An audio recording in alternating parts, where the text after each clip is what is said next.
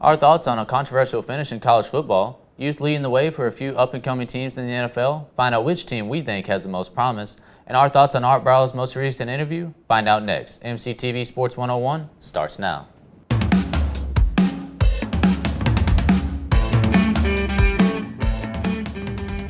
Hey there, sports fans, and welcome to MCTV Sports 101. I'm Kyle Stafford. And I'm Billy Ingle. This past summer, the Baylor football program unraveled after a report released by Pepper Hamilton showed that the university and the coaching staff improperly handled sexual assault allegations that were brought against the football players. About 2 weeks after the report was released by Hamilton, Art Briles was fired by Baylor. This past weekend, Briles opened up about the scandal in an interview with Tom Rinaldi and apologized for the things that occurred under his watch. Briles has said he believes he will return to coaching soon, possibly even next season. Kyle, I ask you, would you hire Art Briles?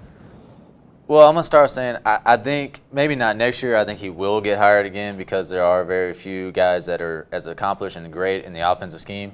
As for me, I would not hire him as a head coach or assistant coach because you just look at the things that happened under the watch of Baylor when he was there and the players he brought into that organization. And I'm sitting there and I'm thinking, I can't see how I want someone like that involved in my university, my school, whether it's high school, pros, or college, especially, you got to handle those I agree with you 100%. And this isn't some case where, the Mike Leach scandal or, just misappropriate or misuse of players and, mistreatment of players and stuff like that. These are young women and people outside of the football world.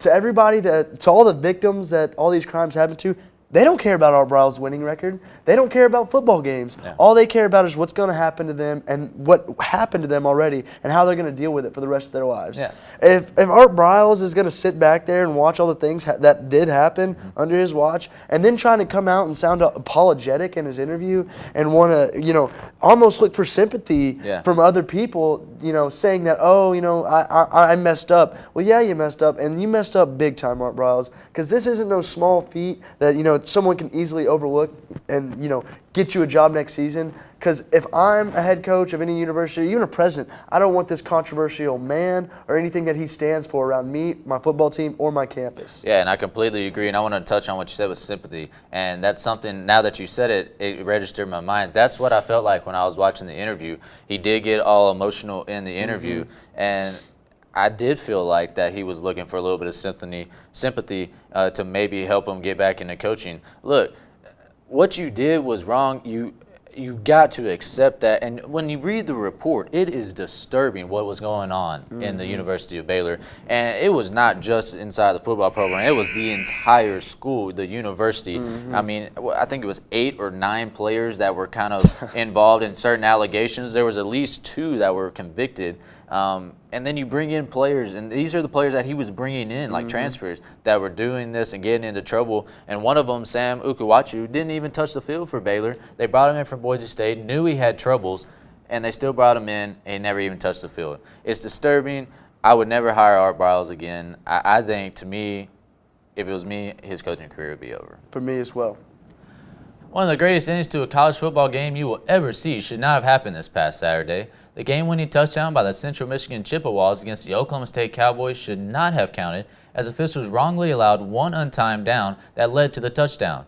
Due to the rules, once the game is over, the score is final. Billy, does this rule need to be changed?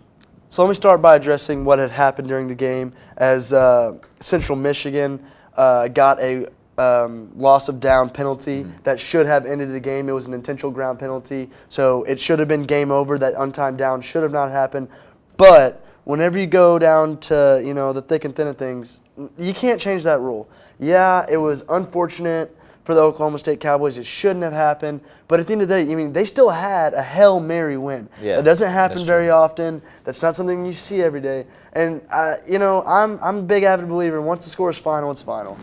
Yeah, I don't think that rule is worded correctly. I think in those situations, if you know it's that blatant of a call, And the officials, I mean, the replay officials had the right to call down, and no one stepped up. And by the way, those officials, both from the MAC and the Big 12, were suspended for at least 2 weeks. And I think when there is something that blatant, you have got to be able to find a way to overturn that. Now, look, I'm going to say that Central Michigan deserved to win that game. Oklahoma State did not deserve that win. So you're telling me with that rule right now that you think that Oklahoma State should be awarded the win?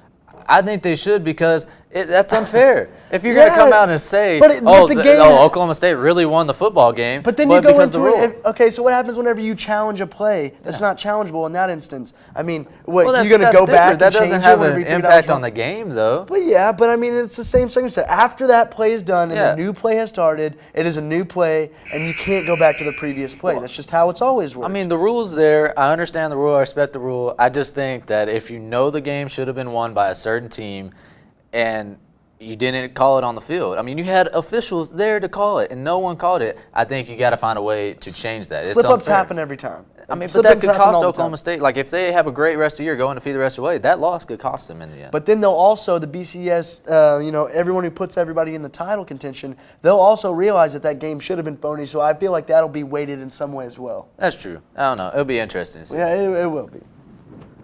No Tom Brady, no Gronk, no problem. For the New England Patriots, as they defeated the Arizona Cardinals 23-21 on Sunday night. Kyle, is Bill Belichick one of the greatest coaches of all time?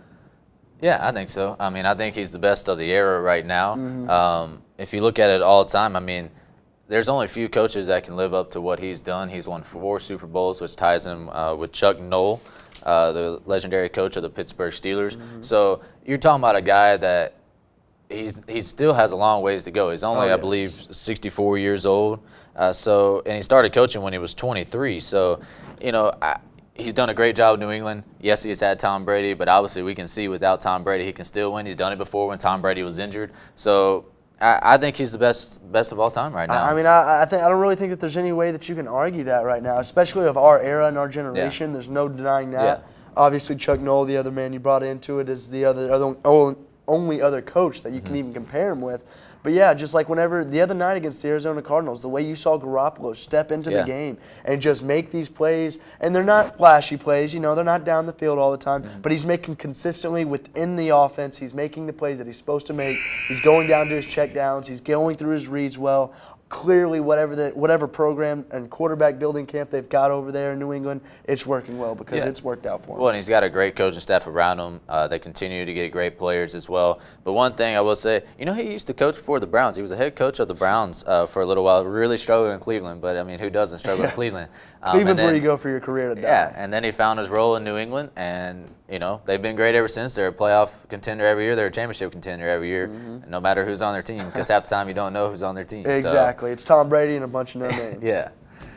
Sticking with the NFL, both the Oakland Raiders and Tampa Bay Buccaneers picked up early wins this season in the first week of the NFL, while the Jacksonville Jaguars showed promise in a narrow defeat to the Green Bay Packers. All 3 teams are sporting a ton of youth on both sides of the ball, including the quarterback position, but are showing plenty of potential. Billy, which team do you see making the postseason this year, and which team will be the most successful in the long run?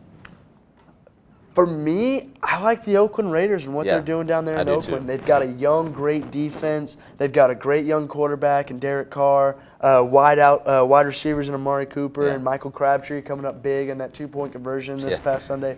Former Red Raider right there. Yeah, exactly. Wreck them right there. But, I just love what the Oakland Raiders are doing down there. They seem like they've got a nice system. Jack Del Rio is running a great program. I love everything he's doing on the defensive side of the ball, especially Khalil Mack is playing extremely well. Oh, he's a superstar. Exactly. So, right now for me, my pick is the Oakland Raiders. I think this year I'm going to go with the Jacksonville Jaguars. I was very impressed in their game against Green Bay. I think Blake Bortles is a very talented guy.